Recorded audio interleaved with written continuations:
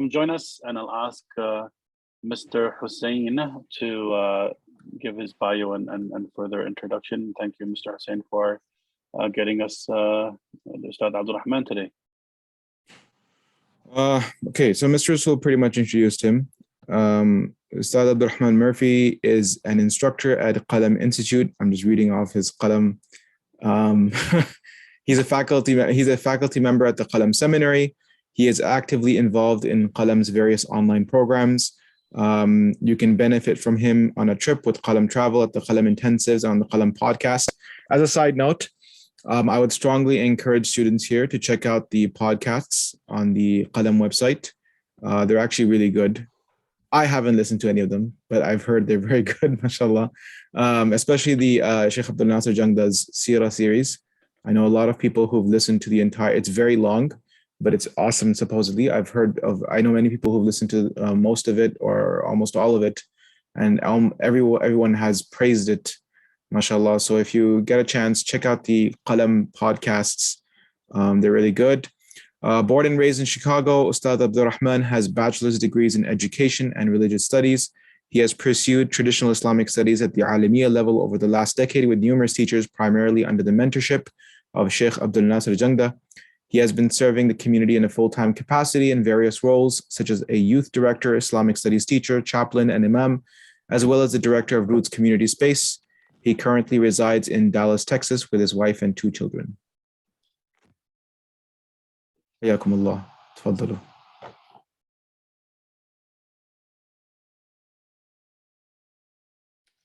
Assalamu alaikum. Can everybody hear me okay? Good to see everybody. I've had, alhamdulillah, I've had a comedy of errors this morning with technology. My internet went out last night, still out this morning, so I'm on my hotspot, alhamdulillah. So as long as everything's smooth, then Jazakumullah khairan for hosting me. I really appreciate it, alhamdulillah. Mashallah, obviously you guys are lucky to have, such a great institution like Islam Canada, alhamdulillah, and individuals like Sheikh Samir and others that are benefiting the community.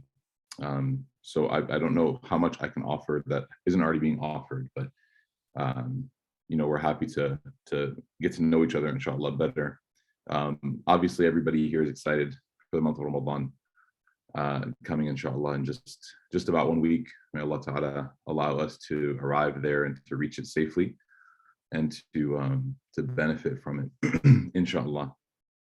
Ramadan is an interesting time, and I think that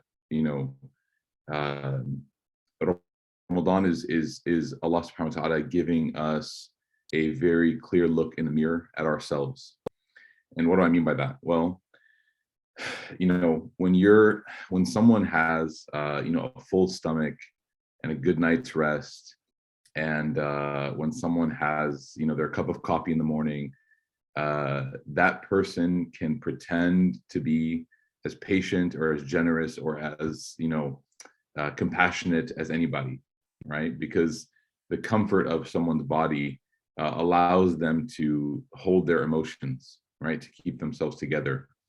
But one thing we learn from the different modes of worship, right, particularly fasting and Hajj, is that Allah Subhanahu wa Ta'ala will remove some things from us so as to test our very core and our foundation, because the house is only as strong as the foundation.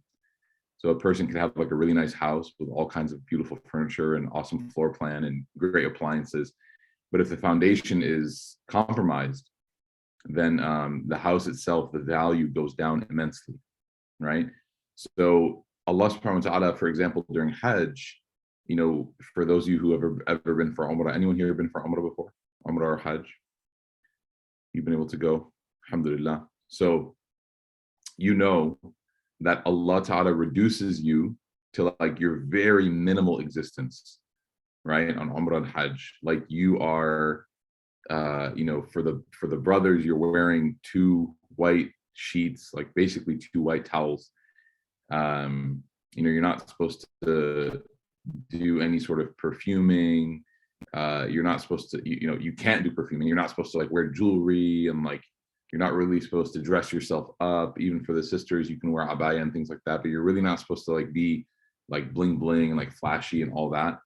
And the entire process is very testing. It's very testing. And part of the reason why is because, again, Allah subhanahu wa ta'ala wants you to work on yourself when you're at your most minimal, to work on your foundation, your core. And so you meet people on Hajj, and this is why the Quran says, وَلَا رَفَثَ وَلَا فُسُوقَ وَلَا جِدَالَ فِي الْحَجِّ, to tell you that these are the core traits, right? That there's no obscenities, there's no open sinful disobedience, and there's no argumentation in Hajj. That these are things that you might engage in outside of this environment, but when you're in this environment, when it's so focused on your soul and your heart, there's no way that you should allow yourself to fall victim to these traps, right? And similarly, Ramadan is a very unique time. The Prophet ﷺ in a hadith uses the same verb, right? He says, don't argue, don't use obscenities, don't make fun of people while a person is fasting.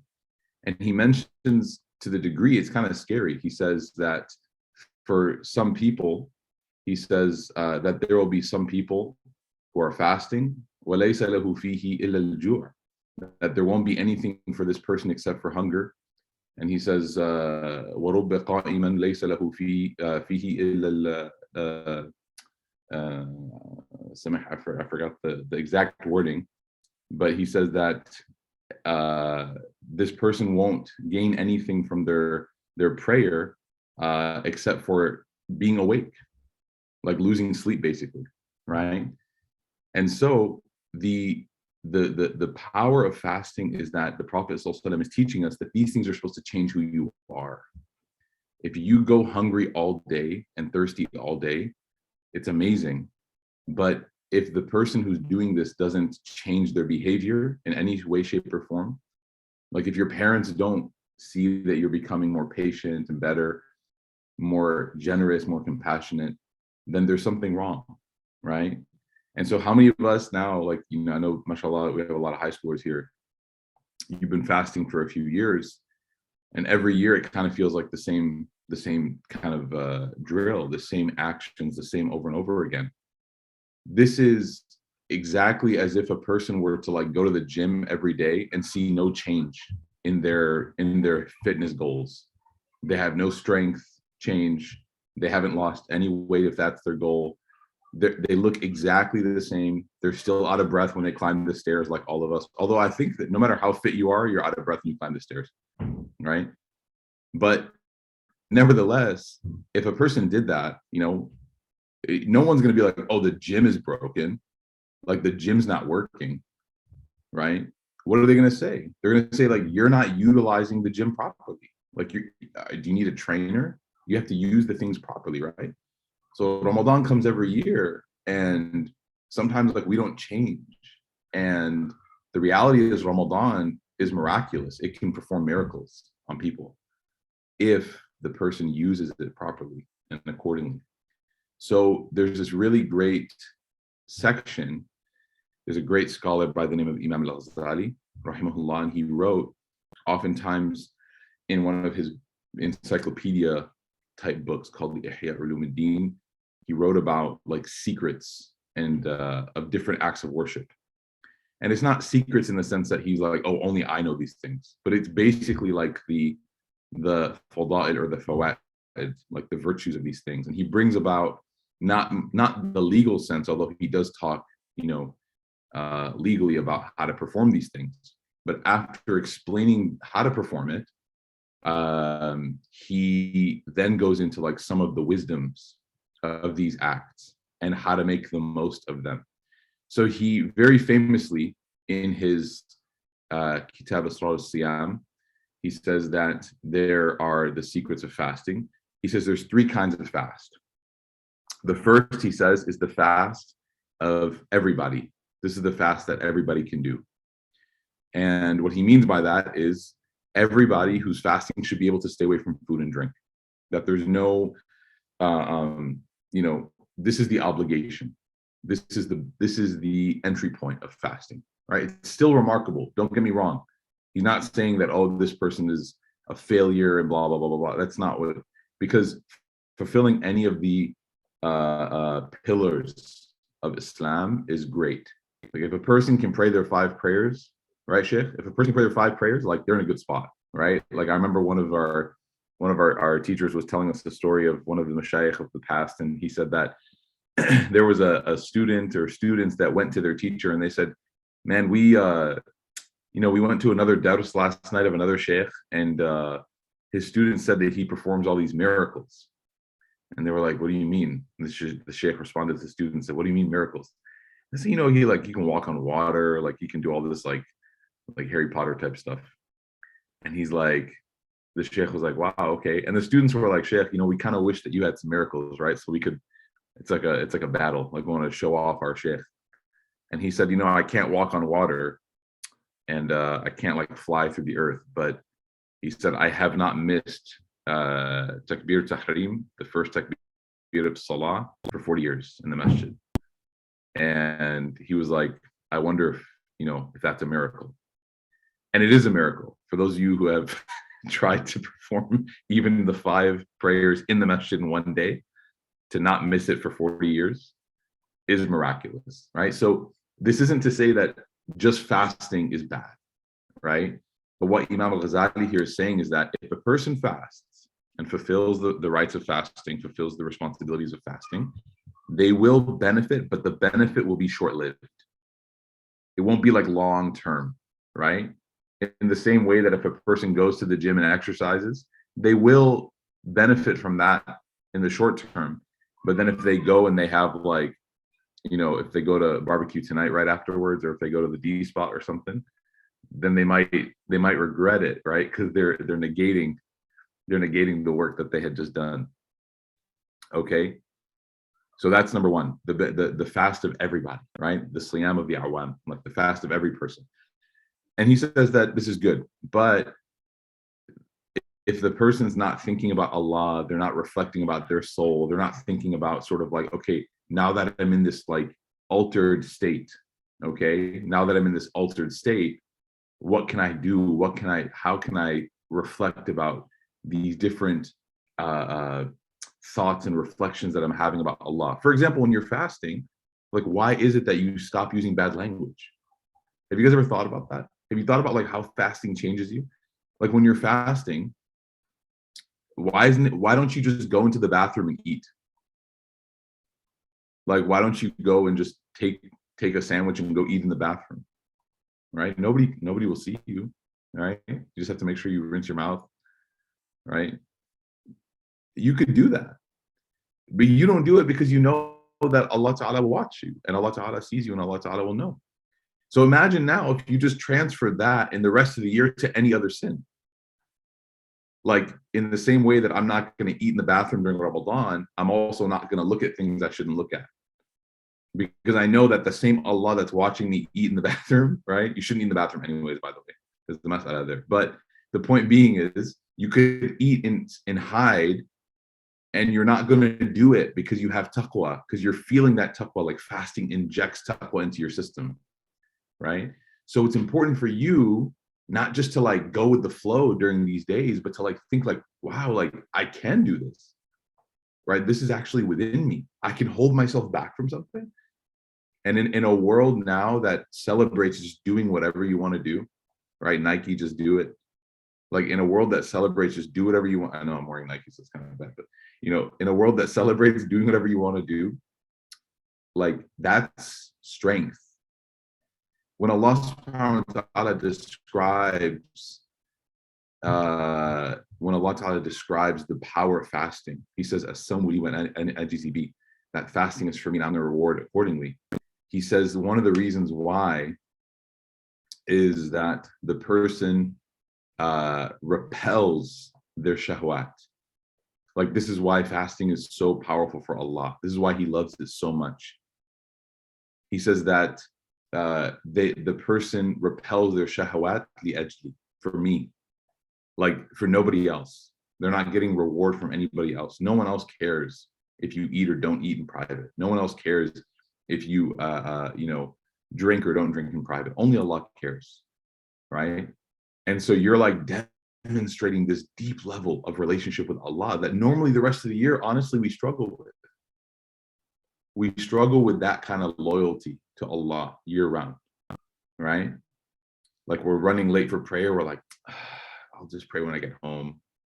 Like in Ramadan, for some reason, like that mindset just disappears. We're like, no, I have to pray right now. And you just stop and you pray wherever you are. Okay. So fulfilling the bare minimum, the threshold is number one. Number two, Imam Ghazali says, is that there's now 6 things you can do to benefit from this fasting. Number one, he says, is fasting with your eyes. Okay. So we know from the hadith of the Prophet ﷺ that the eyes do more than just see.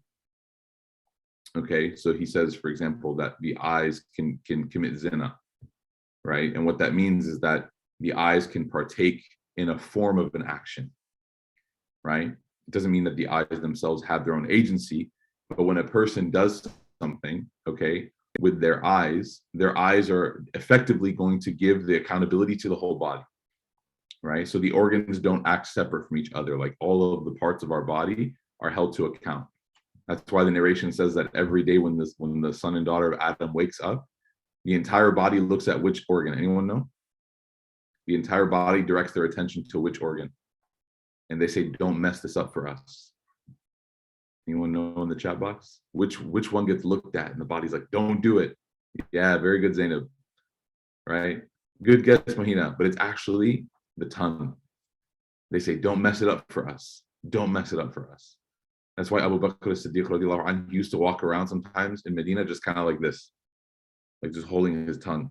And they would say, what are you doing? He says, this thing, he's like, this thing is going to get me in trouble, right? This thing is going to get me in trouble. So the eyes, starting with the eyes, making sure that you don't look at things that are inappropriate. Of course, we know the things that are haram, those things we should avoid. And Imam al-Ghazali actually in another book, he talks about how the haram things are a little bit more self-evident, and so it's not as difficult to avoid them if you're committed. But what I want to talk about today is using your eyes to look at things that may not necessarily be haram. Like you could argue that it's fine, it's permissible, but it's just a waste of the time that you have, right? You get sucked into like the TikTok black hole, right? Or you're like reading things where you could be using your time better. You know, you could be doing something more beneficial with your eyes instead of just looking at things that you could look at. Like imagine spending your whole day in Ramadan looking at like great pieces of art. It's not haram to do that, right? Generally, as long as the art is okay to look at. But you could look at, you know, other things. Even like you could look at great pictures of Masajid or the Kaaba or Medina, or you could read the Quran, of course, or read some books. You could go and spend some time looking at your mother while talking to her, right? Looking at your father while talking to him, spending time with your siblings, making eye contact. Like these are all different ways to use your eyes for good reasons. Okay, not just things that are like whatever. Okay, the next is he says fasting with your tongue. And we sort of mentioned this just briefly, but the tongue is something that needs to be controlled in Ramadan. Again, not the clear stuff like backbiting and lying and slandering, but honestly, just again, wasted conversation. You know, there's the Prophet ﷺ talks about silence a lot. He talks about man samata naja. He talks about all these different things. Being quiet is actually like an amazing skill. Anyone here, like when you say something, you regret it? You guys know the feeling? You say something and you instantly regret it. At least when you say it in real life, by the way, it disappears. But when you text it and you regret it, it never goes away, right?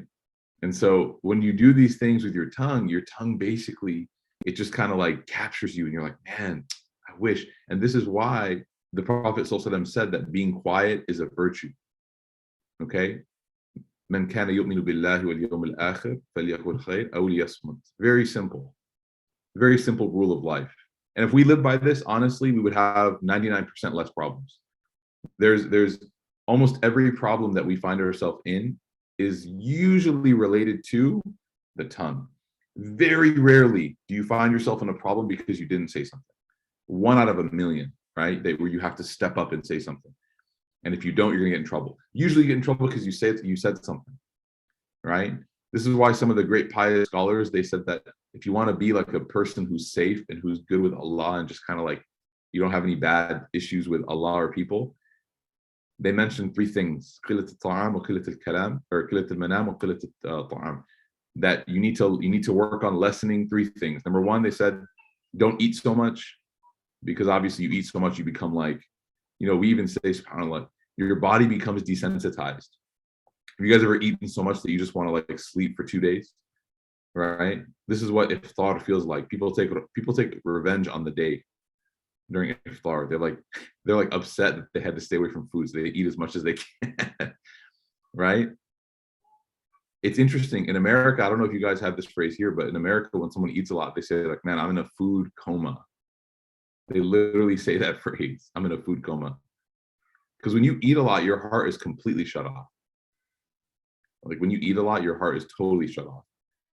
There's a book by a scholar named Izzuddin Abdul Salam on the virtues of difficulty and trials, and he actually wrote about this. He said, when you eat too much, your heart turns away from Allah, because your body is satisfied, so you feel no need for Allah. Right? If you eat a lot, you're just like, I'm in a good place. Right? So he said this is why scholars would fast a lot, because they wanted to remind themselves that they're in need of Allah.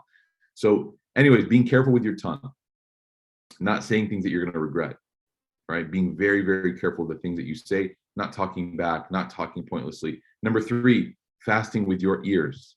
Imam Ghazali says, don't listen to everything. Don't just spend your time listening to everything, right? If you listen to music, then you should probably work on shutting that off in Ramadan. Even podcasts, man, like non-Islamic podcasts. Hopefully no one here is listening to Joe Rogan pod. But if you do, then you have to turn that off and invest your time into Sheikh Minshawi or different reciters that you can just listen to. And it's okay if you're not like paying attention 1000% and you just want to have the Quran reciting for your heart and for your home to benefit from the presence of the angels. That's okay. That's fine. As long as you're not just playing Quran like pointlessly, where there's like you're just talking to everybody and it's just background noise. But it's okay if you're doing something, if you're folding laundry, if you're working on something, even working out, if you want to listen to Quran while exercising, as long as your intention is that you want to benefit from it. And if you don't understand all of it, that's okay. You can benefit from it in different ways. So making sure that you don't listen to things that are pointless, also listening to other people backbiting, slandering, right? Iftar parties, things like that. I know Canada lifted all their restrictions, so people are going to be very excited this year to socialize. See, America's had those restrictions lifted from basically last year because America doesn't believe in something. So people have, been, the social aspect of last year's Ramadan was intense. People loved seeing each other, spending time with each other, reconnecting. And with that, it's amazing. But with that, there's some dangers. And one of them is conversations that are just garbage, right? Because people get together and they start talking about other people or this and that. Be careful. Don't use your ears to listen to those things. Protect your ears. They say that the ears and the eyes are the quickest way to change the heart. So whatever you look at, whatever you hear, it's going to change who you are. You have no choice. Really, you have no choice in the matter, right? So that's number three. Number four is reminding your hands and feet and everything not to engage in sinful behavior. Don't walk to the places that you shouldn't go. Don't sit in the places you shouldn't be in. Don't do with your hands things that you shouldn't do, right? Don't engage in ethical, problematic behaviors with your body. These are things that he's saying to warn against. Number five, do not overeat. Do not eat too much. We talked about this. Don't take revenge on the day. Trust me, in 1 month, you can go back to having your coffee in the morning. You can go back to having food during the day. It's fine. Not eating in Ramadan gives you superpowers.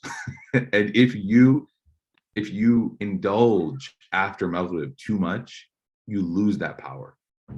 Like the Taraweeh, like that you can pray when your stomach is a little bit emptier, is a different Taraweeh than the one where you're basically like in pain because you ate too much, right? Or you can't focus, you can't even think straight. The focus you have, that your mind has. I have a friend of mine, mashallah, we call him Bruce Wayne because he's like a multi-millionaire and no one knows exactly how. But anyways, so he says he has many companies, and he says one of the rules he has at his company is that nobody can eat before 11 a.m. it's not like a you'll get fired, but he says no one can eat before 11 a.m. And he says, why? He goes, we schedule all of our meetings from 9 to 11, 2 hours. No one can eat. They can drink, they can have coffee and water and juice, whatever they want, but no one can have a meal. Because he says, as soon as you have a meal, what happens? You guys know what happens? You completely and totally lose your ability to think and to focus, right? So do not overeat. And number 6, Imam al-Ghazali says, after breaking one's fast, you should be reminded of the fear and hope of Allah subhanahu wa ta'ala. The hadith of the Prophet is so beautiful that he says that when a person breaks their fast, they experience, he says, farhatan, they experience two celebrations, 2 overjoyous moments. He says, number 1, the fasting person experiences it when they break their fast. And he says, number 2, they experience it when they are admitted into paradise by the result of their fasting. So when you break your fast, don't just think about how many samosas you're going to eat, try to break the world record. Don't just think about how much mango juice you're going to have. As much as that's great, I want you, when you break your fast, after a long day of fasting, to think about what it's going to feel like to finally enter Jannah. Like after a long life of working, and you get to enter into paradise. Udkhuluha bisalam.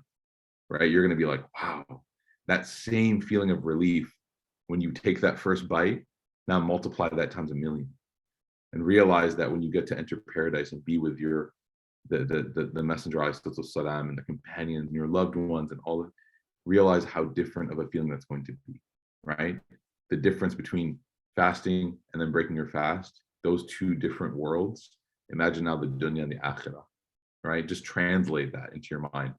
And that's what Imam al-Ghazali says. So these 6 tips he gives, and he says you can elevate your fasting from being just like a day-to-day. And he says, or if you do these 6 things and you work on it, by the end of 30 days, you'll actually have a reason to celebrate Eid. I read one time a qawl, it was attributed to Umar radiallahu anhu. I'm not sure how authentic it is, but it's beautiful. He says basically that their Eid al-Fitr is for those people that really earned it from Ramadan. Like everyone has to celebrate it, but not everyone should celebrate. Does that make sense? So he mentioned this. He said like Eid al-Fitr is for people who actually changed. And so think about that as you get ready for Eid this year, inshallah, towards the end of the month. Like, have I earned it? You know, not everyone should show, everyone technically graduates, but not everyone should celebrate graduation. If you didn't get the grades you needed, maybe you're not going to invite people over for a graduation party. I don't know. You know what I mean? Like everyone celebrates, but when you really worked hard, that celebration is just so much more meaningful.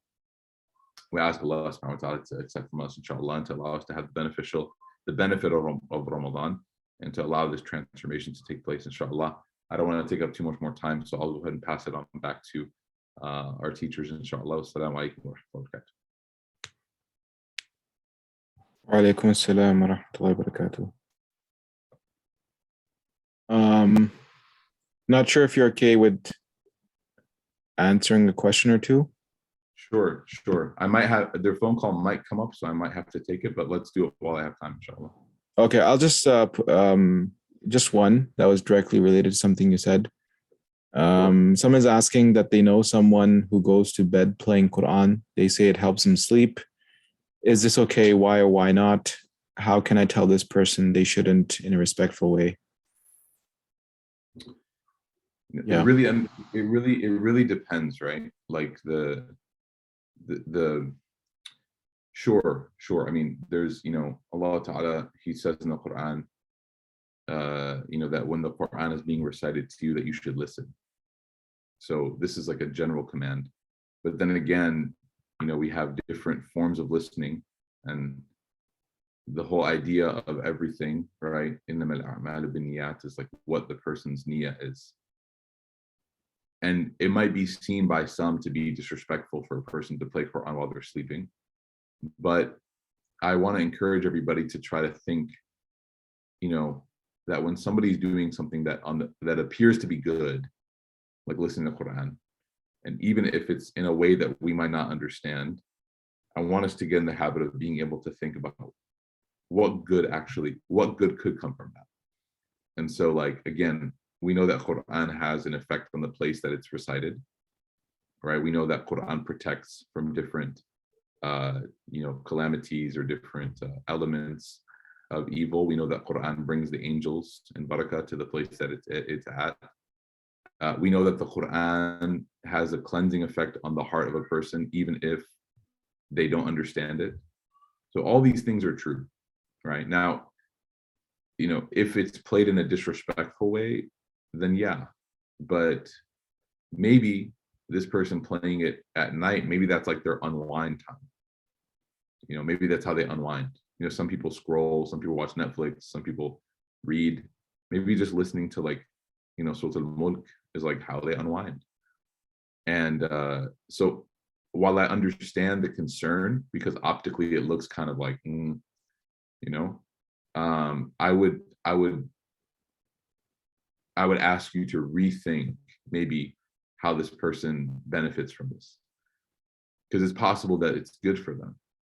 It's funny you asked this, because I had the same question someone asked me on Tuesday at my halaqah, and they were like, I feel guilty, should I not be doing this? And I said, as long as you're doing it with a good niyyah, it's fine, right? Which is generally the rule for anything that is from ibahat, like anything that's from the mubahat, like things that are permissible, like it's okay as long as it's a good niyyah. So as long as it's not disrespectful, as long as we're not listening to it in the bathroom, like all that kind of stuff, then it's fine. Inshallah. Allah knows best. Allah. Jazakum khair. By the way, I just want to say, La yufta wa malik fi Medina, like you shouldn't be asking me for questions. You got Sheikh Samir here. That was a low-hanging fruit, so I took that one, but just future reference, guys. Okay, easier question, inshallah. Just last one. Do you have a cat? Because most guest speakers who come have cats. Yeah, I actually, I don't have a cat. I have two. I have two cats. One of them we adopted. The other one they adopted us. So we have two cats, alhamdulillah, Sherlock and Watson, and they are. Wait, actually? Yeah. Yeah, with Sherlock and Watson, and they are hilarious. Yeah, they're good, mashallah. They're good. It's taught my kids how to be like emotionally intelligent by like not abusing animals and like treating them nicely and feeding them and all this kind of stuff. So, yes, we have two cats. I think cats are, in some ways, I know it's sunnah zaida, but I think we could say it's a sunnah, inshallah. If the niyyah is good. Yeah, Jazakallah khair, Ustadh Abdelrahman Murphy. Thank you for blessing us with your presence. Jazakallah khair. It was great to finally have you here. Alhamdulillah. Happy to be here. Anytime you need, just hit me up, inshallah. And if I'm available, then I'll definitely be happy to be here. Inshallah. Jazakallah khair. Jazakallah khair. Barakallahu feekum. Jazakallah khairan, Ustad, and we'll keep in touch, inshallah. Shukran. Take care. Barakallahu feekum. Have a great Ramadan. You too, inshallah. Assalamu alaikum wa rahmatullahi wa barakatuh.